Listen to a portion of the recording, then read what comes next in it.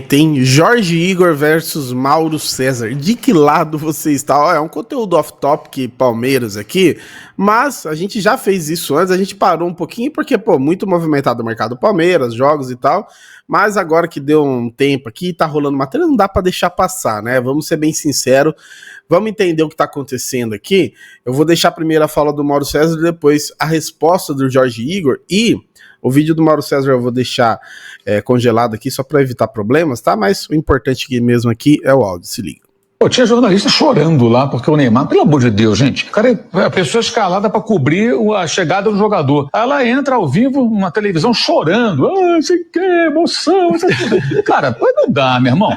Não, sério, não dá, cara, não dá. Esse tipo de coisa não dá. E não tem um chefe, um cara pra falar, minha filha, meu filho, né? Não pode ser assim. Pô, peraí. Compra ingresso pra arquibancada, cara. Todo mundo tem um time, como diria João Saldanha, ninguém é filho de chocadeira. Então, se você é santista, é filho de cavalo do Neymar, bacana, mas diante do microfone ou na latinha, como diziam os antigos, você tem que manter o mínimo de postura profissional, né? Então isso tudo vai contaminando as pessoas e parece que é o melhor negócio do mundo.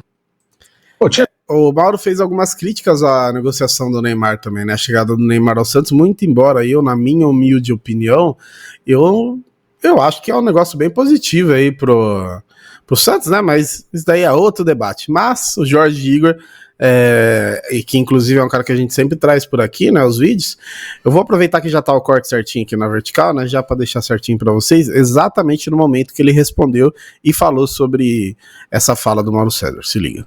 Eu fico muito feliz de estar do outro lado. O pilantra tá lá, eu tô desse lado aqui. O pilantra não se emociona, ou acha válida apenas a emoção que o interesse, problema dele. Eu acho que futebol é emoção, eu pauto meu trabalho dessa forma, eu faço as transmissões sempre voltadas para a emoção e eu acho que me cerco de referências muito melhores do que referências pilantras que tem por aí. Eu prefiro chorar de emoção, de uma emoção genuína e honesta, do que chorar de raiva de ter um pilantra dividindo transmissão comigo. Graças a Deus eu não passo por isso.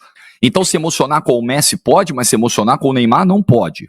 Se emocionar com a seleção da Argentina, mesmo não sendo argentino, pode estar liberado, é lindo. Se emocionar com a apresentação do Neymar voltando para sua casa, para tentar uma recuperação na carreira, por um clube que estava perdido, sem horizonte algum, aí não pode. Talvez porque o Neymar não tenha ido para o clube desejado por algumas pessoas. Pode ser isso. O fato do Neymar ter voltado para o Santos e não buscado um outro clube pode ter incomodado, machucado o coração de algumas pessoas que vivem no clubicentrismo. Meu clubicentrismo. Meu clube é o mais importante de todos. O que vale é o meu clube. O centro tem que ser o meu clube. As emoções, elas estão liberadas para o meu clube, para o seu, não.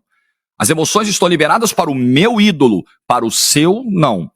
Quem quer comprar esse discurso, compra, mas cada vez menos as pessoas estão comprando esse discurso. As pessoas estão se cansando de pilantragem e hipocrisia em rede social. Ainda vende muito, né? O pilantra ainda se dá muito bem na rede social, mas cada vez mais o pilantra é confrontado com as suas próprias incoerências, né?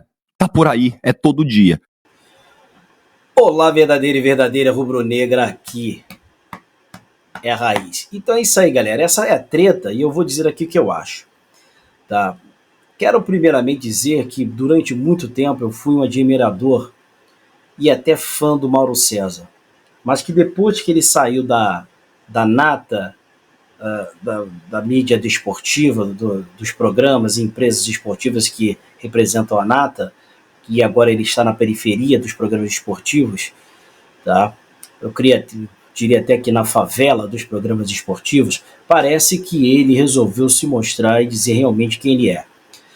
Tá? Muita decepção realmente que o Mauro César ao longo do tempo tem. Eu, como me considerava um fã dele, né, dos seus comentários precisos e imparciais, mas que nos últimos tempos eu tenho visto o Mauro César leviano e mau caráter, infelizmente. Um mau caratismo assim, acima do normal. Ele com seu ego, que é maior que a lua,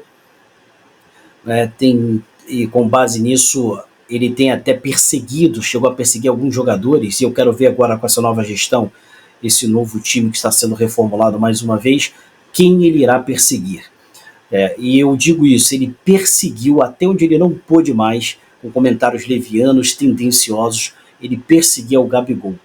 uma coisa é você comentar sobre um fato, sobre uma questão do jogador que está abaixo, o jogador que não está performando. Outra coisa é você comentar e com gatilhos e toques de, vamos dizer assim, de mau caratismo, algo bem tendencioso para tentar denigrir a imagem do jogador. E eu não falo isso porque eu estou sendo leviano. Na época do Gabigol no Flamengo, você via vários vídeos no canal dele, sempre com manchetes pejorativas e manchetes falando mal do Gabigol.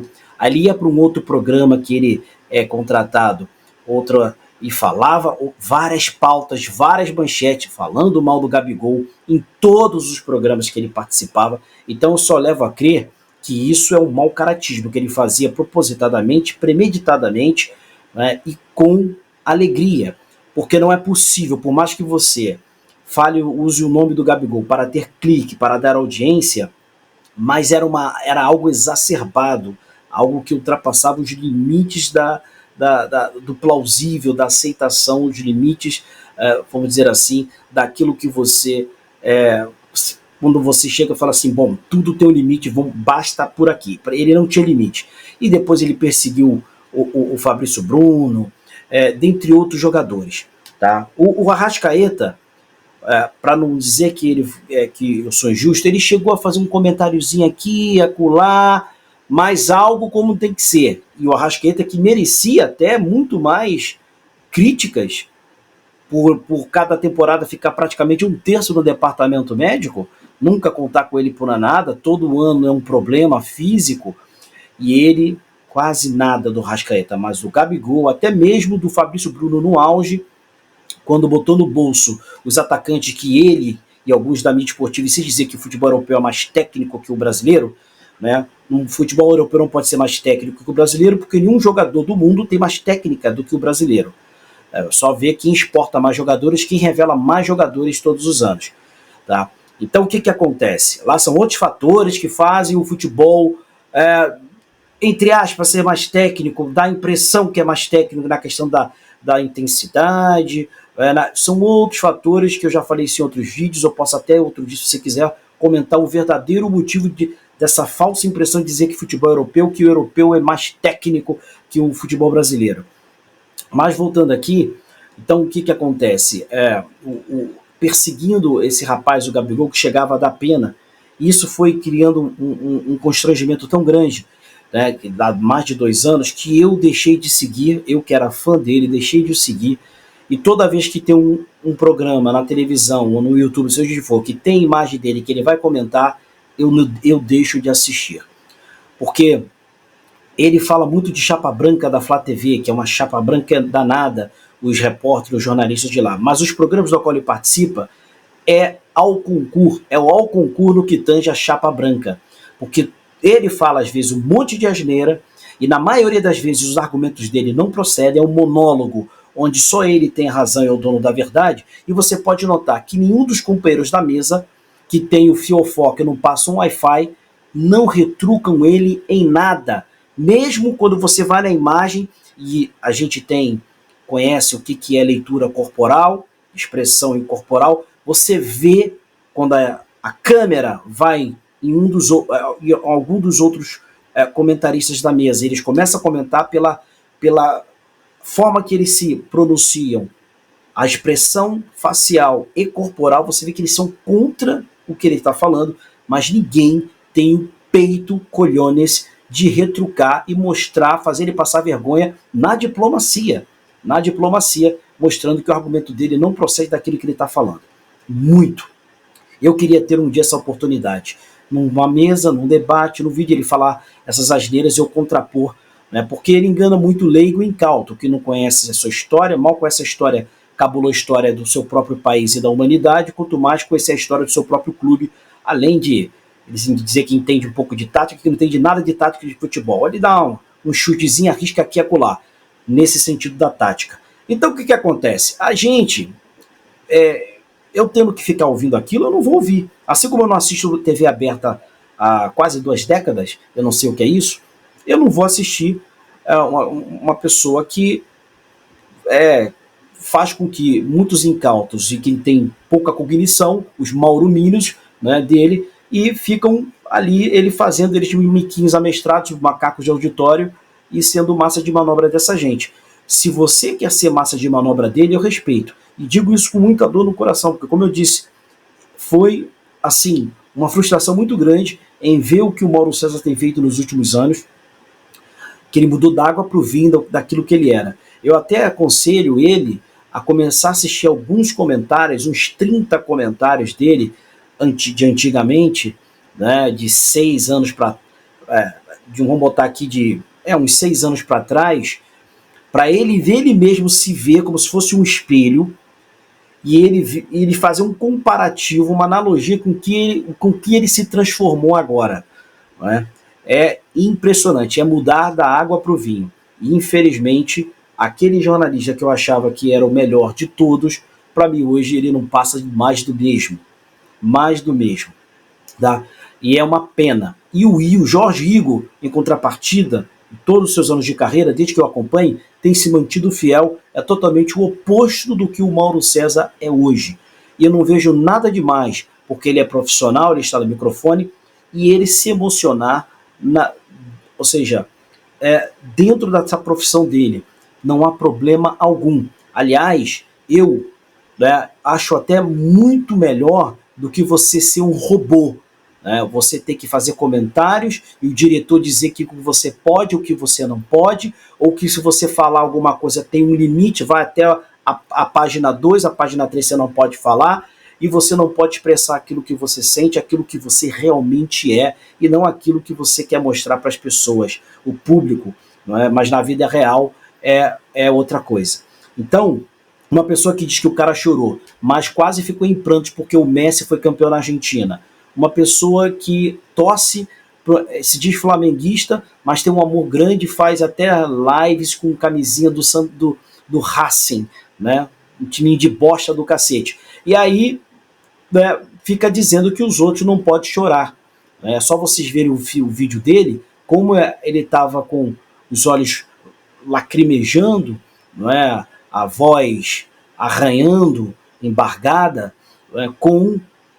quase tendo que um orgasmo, porque o Messi na Argentina foi campeão do mundo aos 48 do segundo tempo, porque ele na Argentina, o Messi, todo mundo sabe que era uma desgraça, nunca representou nada, então até então ele nunca tinha ganhado nem campeonato de cuspe na Argentina, e ganhou já aos 48 do segundo tempo uma Copa América, uma Copa do Mundo, foi ali no limiar mesmo, né? Mas parabéns para ele. Então parece que o Messi, quando na Argentina, antes disso, era fenômeno, ou seja, o Messi era longe aquele jogador do Barcelona na Argentina. Inclusive, tanto é que as críticas foram tão pesadas perante ao Messi, que ele cogitou a não jogar mais na Argentina. Chegou a declarar que não jogaria mais pela seleção argentina, e depois, é claro, convencimento da própria Federação Argentina, de vários torcedores e fãs, ele voltou atrás. É uma prova que eu não sou leviano como certas pessoas, tá? Devido à performance dele, que era, como até usar uma palavra que o Mauro César gosta de usar muito, pífia, né? Então, o que acontece? Eu nessa estou com o Jorge Igor, porque eu acho que não tem nada a ver, inclusive, tudo na vida evolui. E eu vejo jornalistas hoje fazendo matérias com aquela linguagem, não é? E com aquela vamos dizer assim, atitude que parece um robô, né? O cara vai falar, isso não cabe mais no século XXI. Por que você acha que os influencers estão engolindo os jornalistas tradicionais das empresas tradicionais? Porque quando eles passam a notícia, eles passam de uma forma natural, né? Com aquela naturalidade, da mesma forma que ele conversa com um amigo, da mesma forma que eu estou conversando aqui com você, ele passa essa informação, e aquele que assiste se sente à vontade, confortável em ouvir aquela informação, porque é como se fosse um debate, um pai-bola entre amigos falando do seu time num bar tomando uma cerveja. Então não cabe mais, a não ser, claro, se você vai dar, não vou colocar aqui programas como o Jornal Nacional, etc., você pode até dar ser um pouco mais sério, mais strict, como diz em inglês, mais sisudo, mais tranquilo, mas ainda assim eu acho que a pessoa ela tem que ser da forma que ela é, passar informação sem ser um robô e sem ter aquela linguagem, né, jornalística que você tem que falar, né? Agora aqui o Flamengo está aqui entrando em campo. Isso é ridículo. Isso é ridículo. O jornalista que faz isso nos dias de hoje, né? Coisas da década de 60, 50. Nós estamos no século XXI. Então, inclusive, das empresas quando eu trabalhei em multinacionais, era uma das coisas que a gente mais brigava, vamos brigar, mas batia nessa tecla com a equipe comercial, para quando atendesse os clientes, tirasse essa formalidade, essa coisa retrógrada, que você, quando oferecesse o produto para esse cliente, para essa empresa, seja qual for, que você fosse o mais natural possível, e as vendas explodiam, tá? Então, até uma dica para quem está fazendo jornalismo, para se comunicar da forma que você é. As pessoas gostam disso, de ver a sua sinceridade, a forma que você é. Então, o meu desabafo aqui, e a minha tristeza, é de que realmente eu admirava o Mauro César como um grande jornalista, mas que nos últimos tempos ele tem deixado a desejar muito. E eu espero que as pessoas mudem, porque todo mundo muda. O mau caratismo, você não nasce mau caráter, você se torna ao longo do tempo por causa do seu ego, que no caso do Mauro César, o ego dele é maior do que a lua. Então o que acontece? Eu ainda tenho fé que ele mude e que ele faça reflexão da forma que ele se transformou, no que ele se transformou, não é? Vá lá, veja os vídeos, os comentários da ESPN de antigamente e compare-os com os Mauro César de hoje e faça uma aposta com você se você não verá a diferença. Assim como ele deveria fazer o mesmo e dar, sabe quando você tem que dar 3 passos para trás, olhar o horizonte novamente e recomeçar? Eu acho que porque pessoas que têm opinião formada, que não são incautas, que não se deixam ser massas de manobra, ao longo do tempo estão começando a despertar por esse Mauro César incoerente, hipócrita, e ao longo do tempo ele só vai ter Mauro Minho, e pessoas que a opinião dele não vai valer de nada, porque na verdade não vão nem entender o que ele está falando e não vão nem conseguir discernir e captar aquilo que ele deseja passar. Bom, o que você acha? Que eu falei asneira? Que eu estou falando asneira? Comenta aqui e vamos debater de igual para igual, porque aqui é raiz.